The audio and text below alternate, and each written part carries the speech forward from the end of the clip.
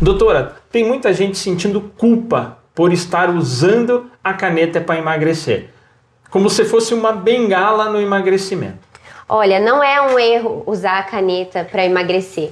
Tem muita gente que acha que é uma fraqueza moral e de fato não é. A gente precisa da caneta para fazer algumas correções metabólicas. O erro é achar que só a caneta ela vai transformar a sua vida e quando você precisa de uma mudança real nos seus hábitos, principalmente alimentares. Eu acho, e agora eu quero puxar agora um pouquinho para o meu lado de novo, porque todas essas transformações de emagrecimentos, preparo pré-operatório, preparo pós-operatório, tratamento da obesidade, eu queria entender um pouquinho o que acontece e que a doutora explicasse o que acontece com o corpo quando a gente emagrece muito e de maneira muito rápida. Então, o corpo ele vai perder a sustentação e o tônus muscular. Então, por isso que é tão importante o aporte proteico adequado, para evitar com que isso aconteça. Na prática, então, a gente tem visto muitas mulheres que estão perdendo peso, até os homens, apresentarem um grau de uma pitose mamária, que é uma queda da mama, a flacidez de pele do abdômen, nos braços, na coxa, no rosto. Enfim, essa transformação corporal que acontece com a perda de peso muito rápida. Como que a gente pode ajudar o paciente nesse processo de emagrecimento que não chegue tão flácido assim para o processo cirúrgico? Então, ele precisa ter um bom aporte de nutrientes, adaptado individualmente à necessidade dele, porque para não acontecer isso, de muitas vezes a pessoa emagrecer e acabar não gostando no espelho do que ela está vendo.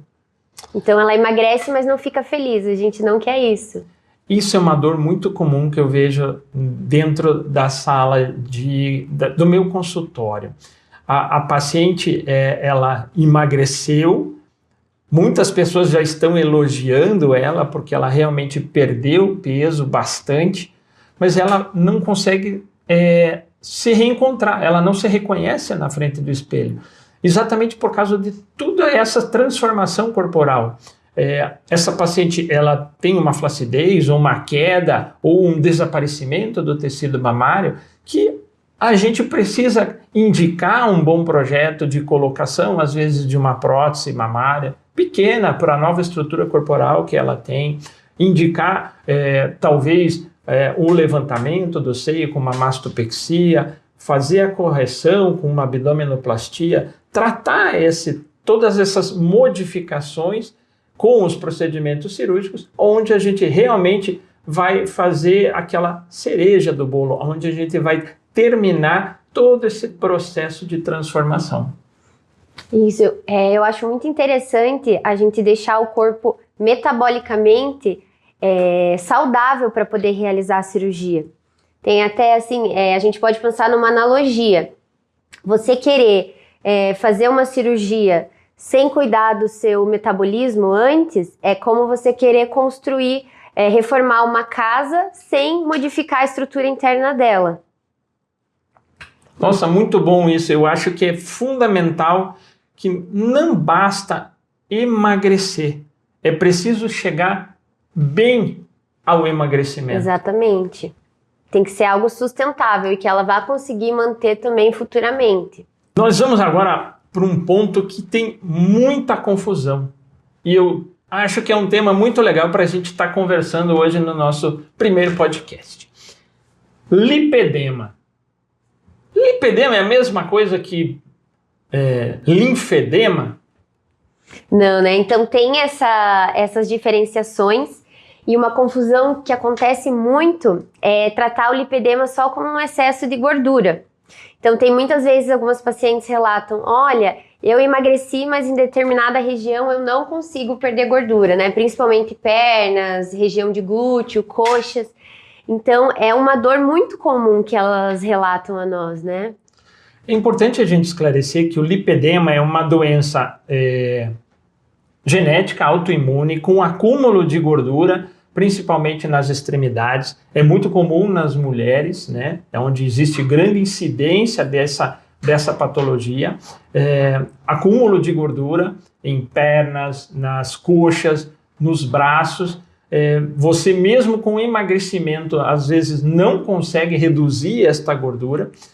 Muitas vezes você tem um quadro doloroso e aí que vai entrar a famosa tratamento multidisciplinar, onde a nutrição, principalmente nas dietas anti-inflamatórias, vai ter um processo muito importante na conduta desse paciente. Com certeza. O que a gente mais busca reduzir numa paciente com lipedema é, de fato, essa inflamação crônica. Qual é o erro nutricional mais comum nesse contexto do lipedema? Olha, hoje em dia vincula muito uma cura milagrosa para o lipedema. E quando o lipedema é uma doença que tem vários fatores envolvidos e a gente precisa realmente de um tratamento multidisciplinar para considerar todos os fatores. Qual que é o erro cirúrgico de você indicar um lipedema sem esse tratamento multidisciplinar? Então, é falar que só a alimentação pode tratar o lipedema. Ele é muito mais complexo. De fato, a alimentação pode ajudar e muito, principalmente também quando a gente leva em consideração a hidratação para reduzir edemas, inchaço, mas só a alimentação ela não pode curar o seu lipedema. Perfeito. O lipedema ele pode ser controlado. Isso. Você consegue manter o controle dele, mas você não vai curá-lo. Então, manter uma dieta realmente anti-inflamatória, evitar o uso de hormônios, praticar atividade física, a cirurgia, todos esses componentes associados podem realmente gerar essa transformação e controlar o seu lipedema. Só a nutrição, só a cirurgia, só o exercício físico não vai resolver o seu problema. Com certeza. Nesse quesito, né, a área multidisciplinar, então, considerar para tratar o lipedema o médico, endócrino, cirurgião plástico, a nutricionista, o fisioterapeuta também é muito importante nesse processo de tratamento do lipedema. Doutora, você acha que a caneta resolve o problema de quem tem lipedema? Tudo depende do paciente, né? Ele pode auxiliar, mas ele não vai necessariamente reduzir o lipedema. A gente não pode fazer essa promessa. Então, como a dieta anti-inflamatória, que a gente já está falando aqui, é algo que realmente pode transformar a vida do paciente, me explica um pouquinho o que é uma dieta anti-inflamatória. Então, hoje... cheia de comprimidos? Não. Na verdade, a dieta anti-inflamatória ela entra muito no estilo de vida saudável, em trabalhar com comida de verdade. Então, assim, tem muitos alimentos que têm compostos bioativos que vão auxiliar muito no tratamento do lipedema, porque vão reduzir essa inflamação do organismo. Mas o erro que tem até sido muito comum também é vender uma dieta inflamatória com alimentos milagrosos. Então, entra na questão do shot de cúrcuma,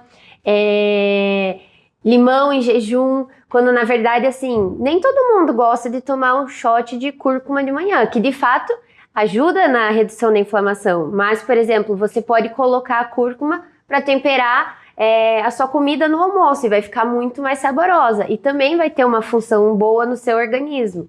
Então, tem que cuidar muito com essas vendas de alimentos anti-inflamatórios. Não é apenas um alimento que vai reduzir a inflamação no organismo, e sim o conjunto de hábitos e a sua alimentação saudável e balanceada. Se a gente fosse citar aqui hoje, vamos falar de 5 alimentos anti-inflamatórios para ajudar, assim, você que está assistindo nosso podcast.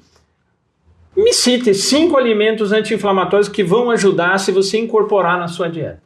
Olha, alimentos anti-inflamatórios é tudo que é comida de verdade. Então, assim, frutas em geral, né? A gente pode citar algumas específicas, pode ser a maçã mesmo, tá? Ótimo para digestão, para reduzir a inflamação do intestino. Ótimo. Podemos citar alguns temperos, como de fato a cúrcuma, gengibre, reduz. O brócolis é um excelente alimento para o organismo. Iogurte natural e oleaginosas. tá? Então, assim, mas a base de uma alimentação anti-inflamatória é comida de verdade, reduzir principalmente industrializados. Eu me ferraria com o brócolis, eu odeio brócolis. Não tem problema, a gente põe fruta, põe oleaginosas. Então eu tô salvo. A gente dá um jeito. Brócolis. Lipedema, gente, não é preguiça, nem frescura, nem desculpa. Lipedema é um diagnóstico. E tratar, reconhecer esse diagnóstico, você realmente pode transformar a vida do nosso paciente. Então, se você realmente acha que, de repente, você tem um quadro de lipedema, a gente só consulta aqui com a doutora, ela vai realmente fazer um processo de transformação e depois você vai passar comigo para fazer esta transformação e resolver um controle do seu lipedema.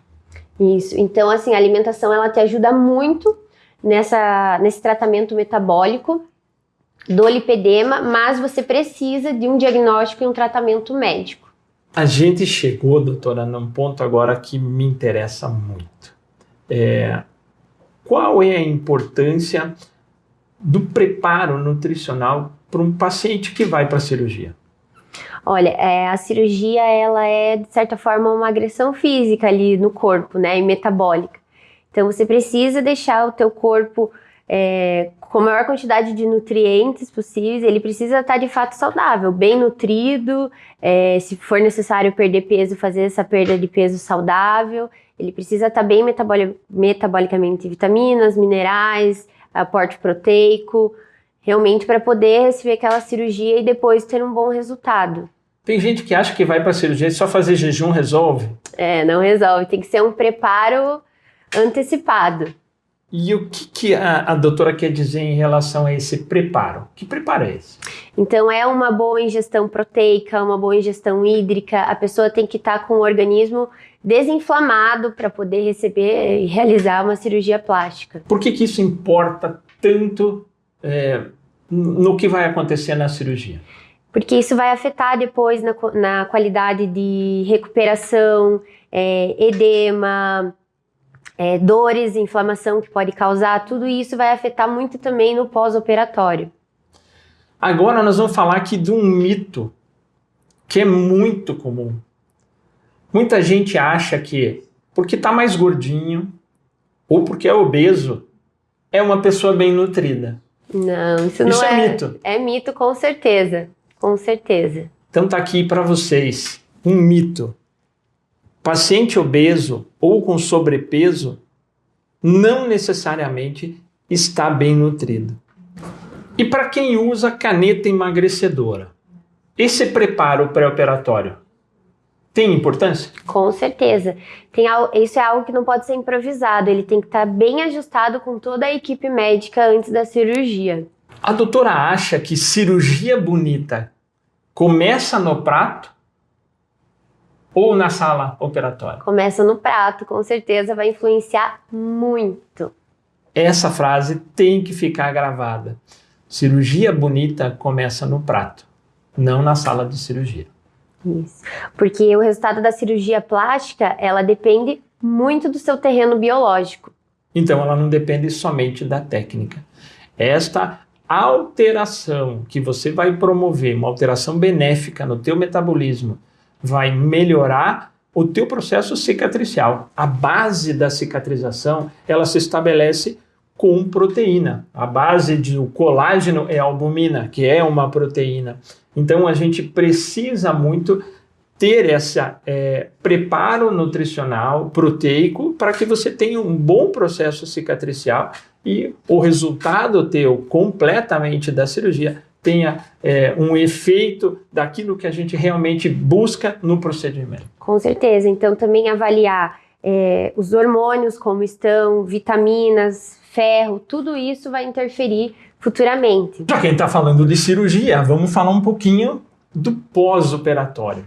Porque eu fiz um bom preparo, comi proteína, me entupi de carne, fui numa churrascaria 2 dias antes para achei que comi um monte de proteína.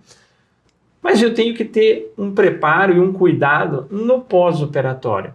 E o que nós poderíamos celebrar para esse paciente que fez a cirurgia, uma transformação corporal, abdominoplastia, lipoaspiração, fez todo o preparo e operou? O que ela pode ter de benefício nesse projeto nutricional? No pós-operatório, a alimentação ela é essencial para cuidar da regeneração do seu organismo. Então, você precisa mais do que nunca ter os seus nutrientes adequados. É muito importante um aporte proteico adequado, porque possivelmente a pessoa vai ficar ali em repouso e a gente quer evitar a perda de massa muscular dela. A gente precisa ter uma boa hidratação, uma boa quantidade de nutrientes para ajudar na regeneração e cicatrização. E o que mais prejudica do ponto de vista nutricional no pós-operatório?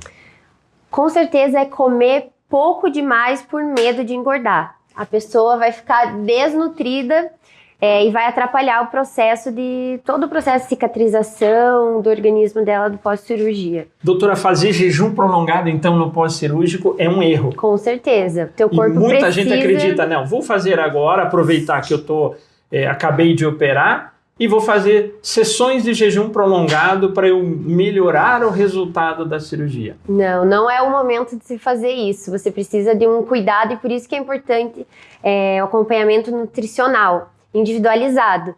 Pode ser que em outros momentos da sua vida você dê certo fazer o jejum e pode ser saudável, mas não é o momento de fazer jejum pós-cirurgia. Eu vejo que o paciente, às vezes, ele fez a cirurgia e daí ele quer buscar dietas radicais para manter o resultado, porque a paciente opera e ela tem muito medo de perder, porque ela fez um investimento em tempo, ela fez um investimento em dinheiro, em recuperação, em abdicar de convívio social, convívio com a família, e realmente a cirurgia plástica vai dar uma transformação de vida, é uma transformação maravilhosa. Mas ela fica com medo e começa a querer entrar em dietas radicais. Isso funciona? Não funciona. Uma dieta radical ela nunca vai conseguir ser mantida por muito tempo. O que você precisa de fato é fazer essa reeducação alimentar e mudar os teus hábitos para que você consiga manter. Porque senão você faz uma dieta restritiva, não consegue manter, gera uma compulsão e aí vai o efeito sanfona e vira um ciclo muito ruim de sustentar, que daí envolve o psicológico, a pessoa fica frustrada, desconta na alimentação e aí tudo se desregula. Então, eu sempre falo que a consistência é melhor que a perfeição. É melhor você buscar fazer todo dia o melhor que você pode e assim, um dia ou outro não conseguiu fazer alguma coisa conforme esperado, segue o baile. O importante é você ter essa consistência diária. Você sabe que eu converso muito isso com as minhas pacientes. Você tem que imaginar que essa transformação de peso, transformação corporal, transformação de hábito de vida é como se fosse correr maratona, né? Você vai fazer um preparo, ninguém vai correr uma maratona sem ter um preparo, senão você vai cair no meio, mas você tem que pensar que é algo que você vai gradativamente e cada etapa você vai buscando uma melhora. Você não está fazendo uma corrida de 100 metros, né? Que você vai fazer uma explosão, vou emagrecer um monte, operei e daí você reganha todo o peso. Esse é o pior resultado que eu posso imaginar para o meu paciente, né? Se eu falo assim, você vai operar daqui a um mês, tem que perder 10 quilos, a mulher determinada, ela volta 30 dias depois com 10 quilos a menos. Só que depois ela ganha os 10 quilos e perde o resultado da cirurgia. E daí o resultado é ruim para mim. Eu não tenho interesse nesse paciente. Então a ideia é que realmente esse é projeto de uma maratona, né? De continuidade, exatamente, de manutenção de resultado a longo prazo. E aí que é tão importante a doutora entrar nesse projeto que a gente quer fazer esse acompanhamento no pós-cirúrgico para manter realmente esse paciente nessa transformação e que ele realmente mude esse hábito de vida, não é isso, doutora? Porque o pós-operatório, ele é um momento de você usar uma estratégia e não de fazer terrorismo nutricional. Qual que é a lógica que a gente consegue entender com esse processo de transformação de pós-operatório? No pós-operatório, a gente precisa principalmente cuidar da adesão proteica. A pessoa precisa ter uma boa hidratação, tá? É um dos pilares principais. E a gente precisa cuidar também da saúde digestiva dela, porque muitas vezes, né, usou uns medicamentos, pode ou soltar muito intestino, ou tem casos de constipação. Então a gente precisa trabalhar todos esses pilares. Eu quero que você entenda, você que está nos assistindo, que o pós-operatório ele não pode ser punitivo. Não é a hora de você fazer privações radicais, porque você foi gordinha sempre, está num processo de transformação, e você querer fazer essa modificação radical. Então, pós-operatório, ele é reparador. O teu organismo está se reparando.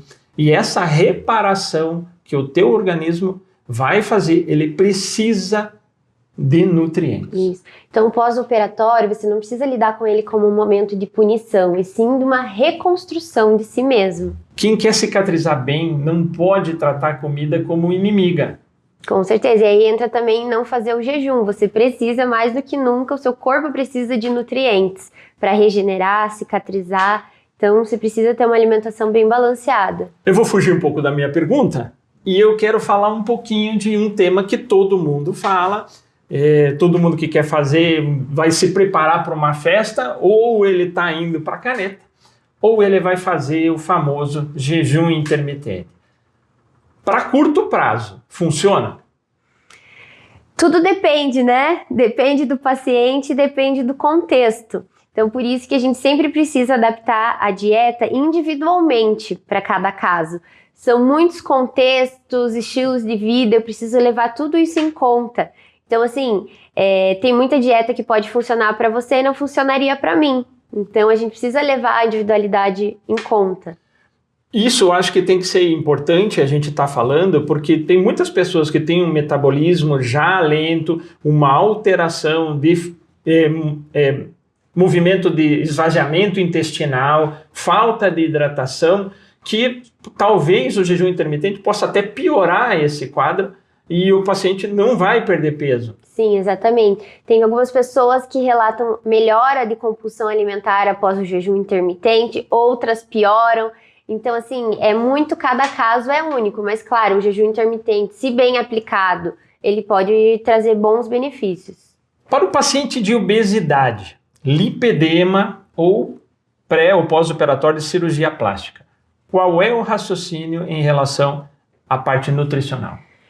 É cada vez ter menos radicalismo e mais consistência, para você conseguir ter uma adesão a longo prazo e ter uma maior aderência ao teu plano alimentar. Perfeito. Então, quanto mais eu realmente virar a chavinha na minha cabeça de que eu quero fazer essa transformação, mais eu vou conseguir manter essa transformação, ter essa consistência, como a doutora falou, de me manter magro e saudável. Isso. E às vezes as pessoas querem coisas muito mirabolantes, quando o resultado pode estar no simples. Então, ter uma boa noite de sono, por exemplo, evitar ficar tanto tempo em telas antes de dormir. O sono, ele é muito reparador e um sono reparador, ele auxilia muito no emagrecimento. Então, às vezes as pessoas, elas ignoram algumas coisas, como uma boa hidratação e um bom sono, que também vão influenciar em todo o emagrecimento. Doutor, eu acho que tem coisas que são importantes da gente perguntar. Além do sono, a cor da minha urina vai representar alguma coisa? A consistência das minhas fezes vai representar alguma coisa do plano nutricional? Com certeza, a gente sempre pergunta na anamnese, é uma coisa que a gente precisa levar em consideração.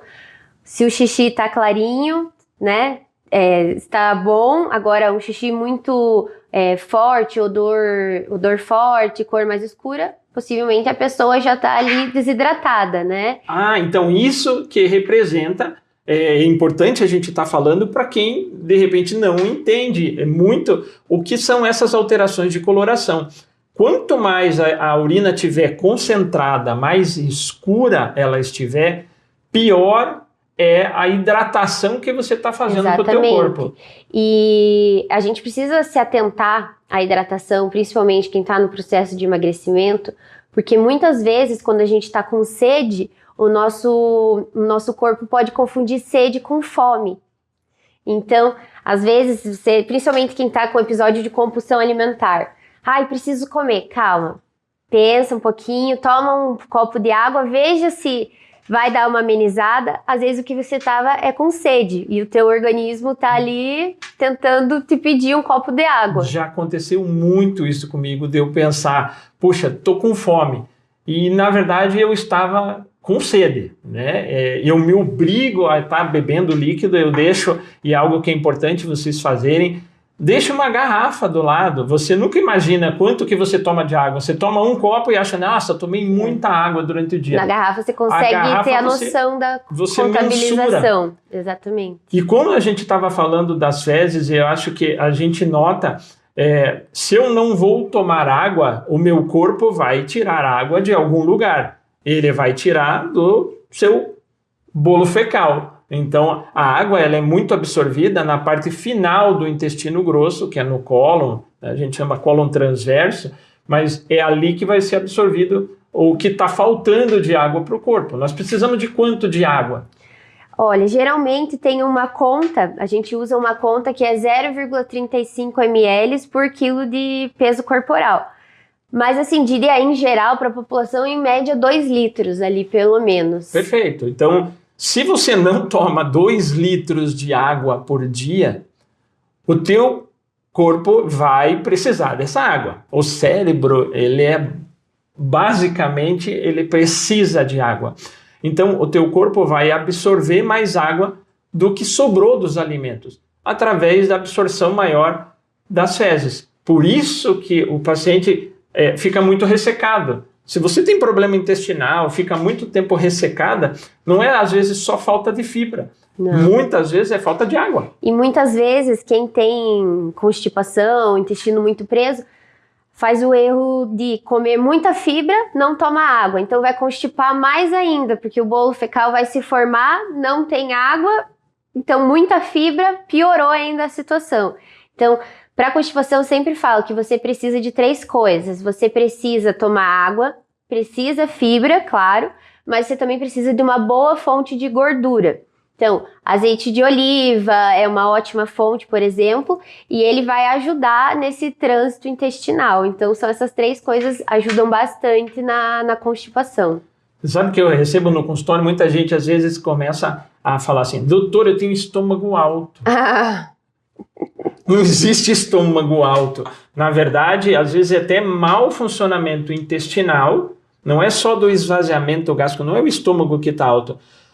Por cima do estômago passa o intestino, que é o cólon transverso, que dá o local onde absorve a água. E isso se enche de gás, enche de bolo fecal e projeta a região epigástrica, que é a parte superior do abdômen, e a paciente fala, nossa, eu tenho estômago alto. Muitas vezes é mau funcionamento intestinal. E tudo isso eu busco nessa primeira consulta. Eu acho que é tão importante isso, doutora. É muito importante avaliar. Até assim, o nosso intestino, ele é o segundo cérebro. Então, ele não regula só a questão de fome, não está relacionado só a emagrecimento. Ele também regula o nosso humor, regula vários hormônios. Então, assim, é muito importante a gente ter esse cuidado com o intestino, principalmente quem está buscando emagrecimento. Eu quero aproveitar agora para a gente até ir concluindo o nosso podcast. Vamos falar um pouquinho o que mudou de verdade nesses protocolos de emagrecimento.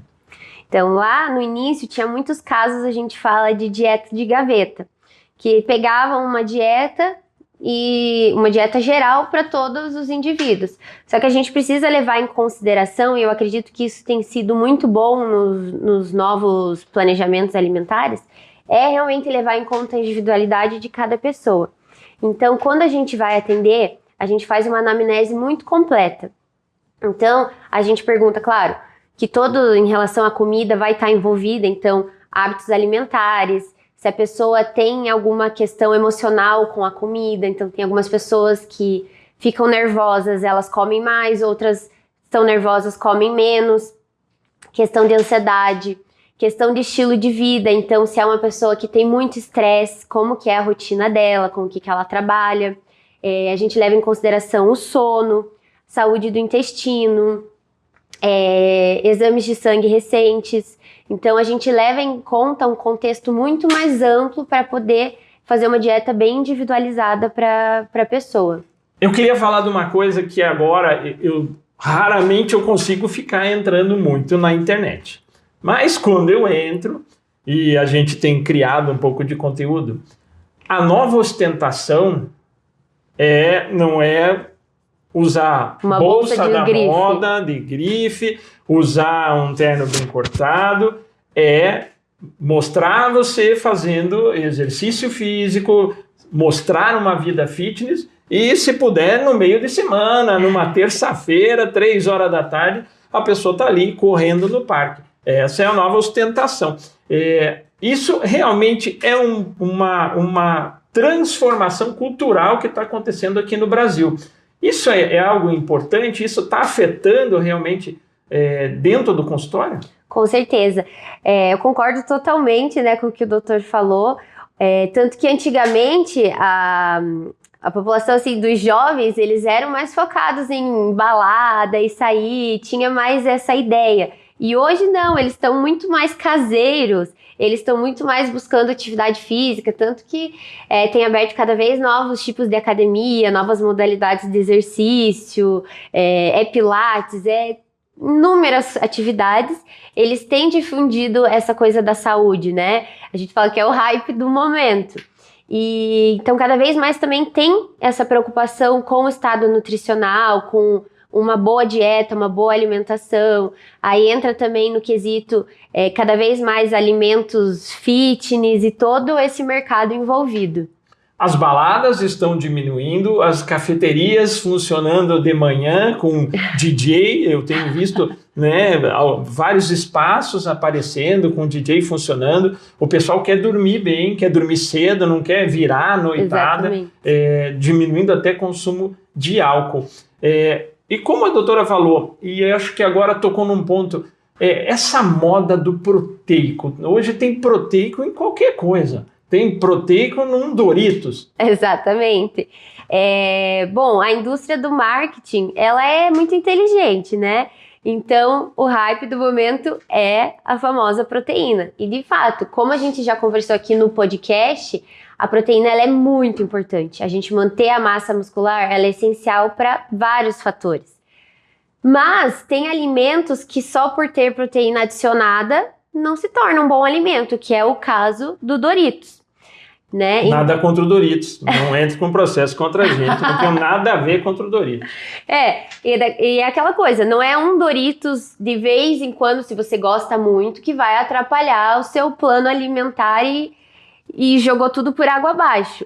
Mas é um alimento que realmente no dia a dia não dá para consumir, né? Não traz um valor nutricional. Não tem valor nutricional. Mas se a pessoa gosta muito e quiser ali esporadicamente, e no mais ela tem um estilo de vida saudável, ok. Perfeito, mas não vai agregar proteína com o Doritos. Não, você tem outras fontes muito melhores, né? E até mesmo os shakes proteicos, que você encontra em mercado, farmácia. Por um lado é muito bom porque na vida corrida ele facilita, né? É muito mais fácil você tomar ali um shake do que de repente parar para comer um pedaço de carne ou preparar alguma refeição. Mas tem muitos shakes que também não tem uma boa lista de ingredientes. Então eu sempre falo para os meus pacientes que eles precisam criar essa autonomia de ver o rótulo nutricional dos alimentos.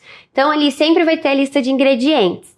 O primeiro alimento que está ali escrito, ele é sempre por ordem do que mais tem para o de menor. Então se você pegou um rótulo ali, os primeiros ingredientes já é açúcar, sódio, gordura hidrogenada, você já ativa ali você sabe que não é um bom alimento. Teu carrinho de compra. Exato. Então você ir criando essa autonomia de ver o rótulo é muito importante. Então, por exemplo, os shakes proteicos. Ótimo, é uma facilidade, tem proteína, mas tem muitos que quando você para observar o rótulo, tem amido, tem sucralose, ou as pessoas que têm assim, uma intolerância a adoçante, alguns têm polióis, então pode causar um estufamento. Então é muito importante desenvolver essa leitura de rótulo. Quantas gramas de proteína são ideais assim num alimento? Num shake, por exemplo, hambúrguer, que tem carne, tem proteína, ou um shake, numa refeição que eu tenho que fazer uma refeição rápida?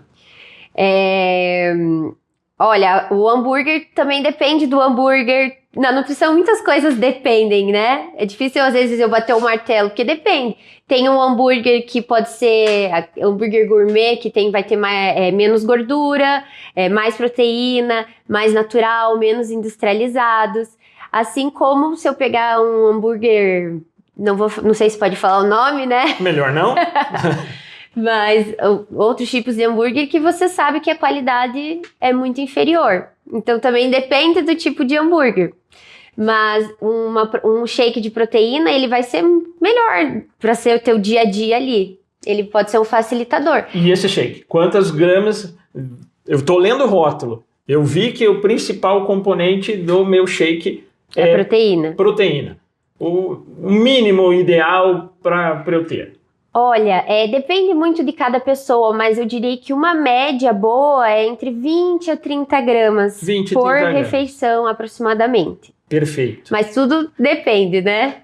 Estávamos falando de protocolo, demos uma fugida um pouquinho para falar das alterações das novas trends que estão falando. Vamos voltar um pouquinho sobre os protocolos. Tem alguma dieta da moda para esse protocolo? Qual protocolo? De preparo pré e pós-operatório? Tem, com certeza. Claro, ele tem uma base, por exemplo, a boa aporte proteico é uma base que vai estar em todo pré e pós-operatório. Mas dentro desse protocolo a gente precisa ver a individualidade de cada um. Por exemplo, tem pessoas que vão fazer 3 refeições no dia, outros vão fazer 4.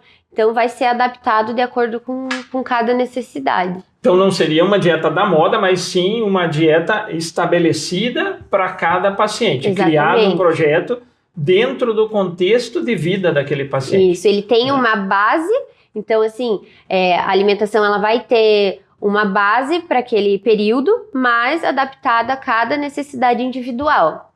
Doutora, eu não como verdura. Vamos trabalhar fazer isso. Uma dieta? Minha mãe não conseguiu trabalhar isso. Conseguimos criar uma dieta que eu possa estabelecer no meu dia a dia, na correria? Claro, com certeza. Assim, eu não gosto de legumes de jeito nenhum. Tudo bem, mas, por exemplo, fruta, você come? Todas. Adoro. Então, a gente vai colocar mais frutas no teu dia ali. Esse é o maior segredo hoje de um bom projeto nutricional, de uma boa nutricionista. Muitas vezes a gente via uma dieta engessada. Vai passar uma dieta para mim, que eu não gosto de verdura. Eu já tentei de todas as maneiras, com todos os tipos de molhos possíveis. Não gosto. É importante? Porque eu preciso da fibra, então eu uso muita fruta. Mas você adaptar com alimentos que a pessoa gosta. Porque senão vira punição. Exatamente. E eu acho que a pior coisa que você tem de fazer realmente uma transformação de vida é fazer uma dieta punitiva. A dieta tem que ser prazerosa. Então você pegar, e é o que a doutora está buscando, e eu vejo esse pensamento moderno, de buscar aquilo que a pessoa gosta, lógico, não é coxinha e Doritos toda hora, mas buscar o que ela gosta, e trazer isso para o dia a dia dela, para transformar, realmente só modificando... Isso, fazer adaptações. Adaptações, as somatórias, né? Menos disso aqui, mais desse aqui, para que realmente se torne algo prazeroso e mude essa rotina. Isso. Assim, a gente fala, é diferente, dieta, tem coisas que você vai passar um pouco de vontade. E faz parte do nosso dia a dia também. Por exemplo, às vezes estou cansada no meu trabalho, você não vai poder parar e deitar, né?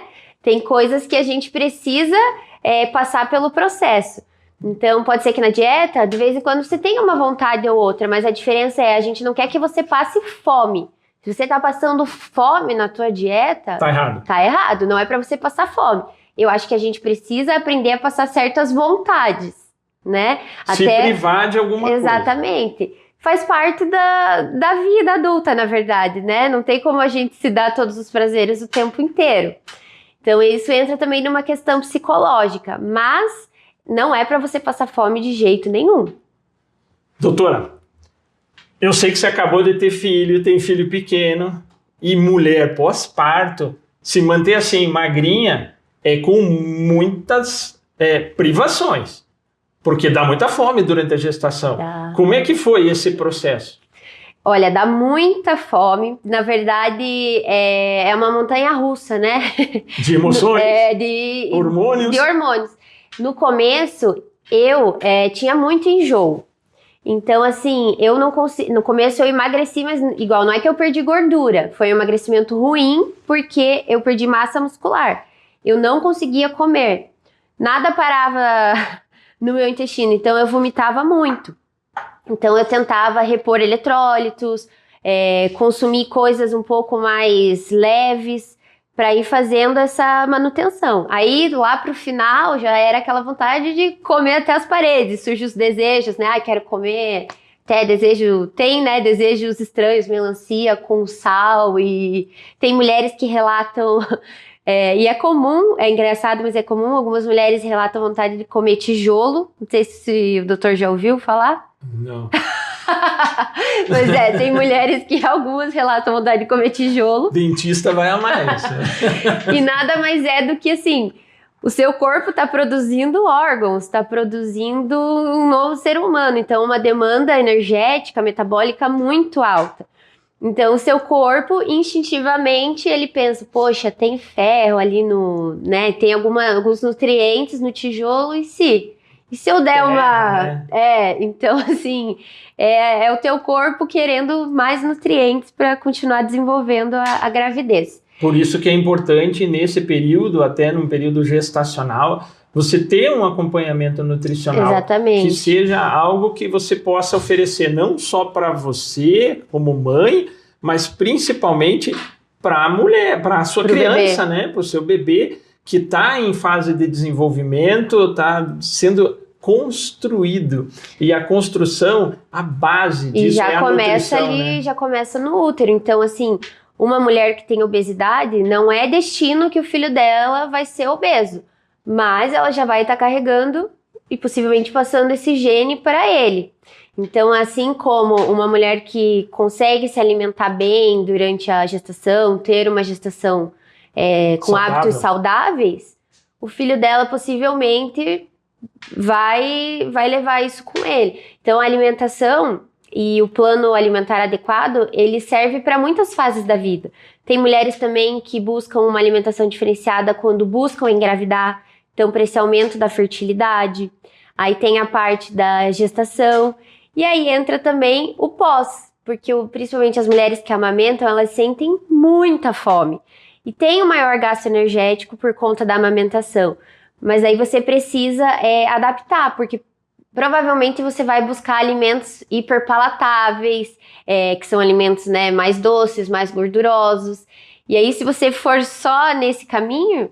vai ganhar peso. Vai ganhar peso. Então, precisa ajustar com a alimentação e atividade física, se possível. Muito bem, estamos caminhando para o final do nosso podcast e eu acho que é importante a gente trazer algumas mensagens e daqui a pouco eu vou fazer um bate-bola rapidinho com a doutora. Eu acho que o futuro do que está acontecendo não é só alimentação, não é só o remédio e não é só a plástica. Um conjunto de linhas de tratamento onde realmente a gente possa fazer a diferença na sua vida. Doutora, caneta está tratando obesidade ou apenas acelerando a perda de peso sem uma educação metabólica? Os dois. Dá para emagrecer muito e ainda assim piorar a composição corporal? Sim. É possível estar acima do peso e ao mesmo tempo desnutrido? Com certeza. Toda gordura localizada nas pernas é uma lipedema? Não. Quem emagrece rápido demais pode chegar pior para uma cirurgia? Com certeza. Por que tanta gente emagrece e depois não consegue sustentar? Eu acho que extremismos, dietas milagrosas e absurdas, que não tem como usar na prática. O que é mais perigoso? O excesso alimentar ou uma restrição caótica em ciclos repetidos? Fazer aquele jejum prolongado de 24 horas, toda semana. A minha segunda-feira é o dia do meu jejum de 24 horas. O que é mais perigoso? É muito personalizado, é isso? Ó, joga essa. Não Depende, tem, porque não. cada corpo é um corpo e é muito personalizado. Ó, o que é excesso alimentar ou restrição caótica? Você quer que eu responda excesso restrição alimentar. caótica, né? Eu quero que você Já dá responda. um que jogo, você- então. Tá bom, eu vou responder. Vamos de novo, vai de novo essa. Doutora, o que é mais perigoso? Fazer um excesso alimentar, eu me acabar na comida num dia, o dia do lixo, ou eu fazer uma restrição caótica em ciclos repetidos, jejum prolongado de 24 horas num dia da semana? Acho que restrição caótica. Por que algumas pessoas perdem peso, mas não melhoram a relação com a comida? De novo, dietas muito restritivas e não trata a reeducação alimentar. Eu acho que a cabeça sem preparo, e muitas vezes eu acho que entra talvez um apoio da psicologia Muito importante. no tratamento dessa cabeça, né? Porque você vai ter um corpo magro com uma cabeça de gordo. Então você precisa realmente entender e mudar essa relação com a comida, que não vai ser mais o centro. Você pode ter outros prazeres na vida do que só a comida. Existe dieta anti-inflamatória de verdade ou só um padrão alimentar disfarçado de uma nova trend que está estourando nas redes sociais? Não, dá pra fazer uma dieta anti-inflamatória, de fato. De verdade. Qual é o erro mais caro no pós-operatório? Comer pouco, comer mal ou negligenciar proteína? Acho que ainda é o negligenciar a proteína. É o pior de todos, Porque a perda de massa magra, ela vai te causar muito problema. com certeza. Se eu pudesse resumir hoje o nosso episódio numa frase, eu posso te dizer uma coisa. Obesidade exige inteligência clínica, não simplificação. Se esse episódio fez sentido para você, compartilhe esse vídeo com quem realmente está nesse processo ou está buscando uma mudança ou já desacreditou da vida de que realmente tem solução. Compartilhe esse vídeo com essa pessoa. E para você que gostou disso, mande aqui nos comentários ideias para o nosso segundo episódio, que nós vamos falar sobre algum tema que seja muito relacionado com a cirurgia plástica. Então mande no seu comentário sobre o que você gostaria de que eu estivesse trazendo aqui de informação para vocês. Eu queria muito, doutora, agradecer a tua presença aqui, aos nossos bastidores, onde teve muito momento de risada, mas onde realmente a gente pôde, de maneira descontraída, numa manhã, trazer para vocês aqui um pouco de informação. A ideia não é venda, a ideia é realmente informação, trazer muita verdade sobre o que tem de muito modismo, muita coisa que estão passando informação errada, mas muita coisa que a gente pode transformar a sua vida, né, a vida dos nossos pacientes. Eu que agradeço pelo convite, foi muito legal e estamos, né, sempre aí para ajudar vocês, levar informação, conteúdo de verdade. Acreditamos no mesmo tipo de medicina, né? E é isso aí, muito obrigada pelo convite, foi meu primeiro podcast. Nunca vou esquecer, hein? Será o primeiro de muitos e não tenho dúvida nenhuma que a doutora voltará para falar sobre algum tema que vai estar bombando aí para a gente estar fazendo. Muito obrigada. E aguardamos você no nosso próximo podcast.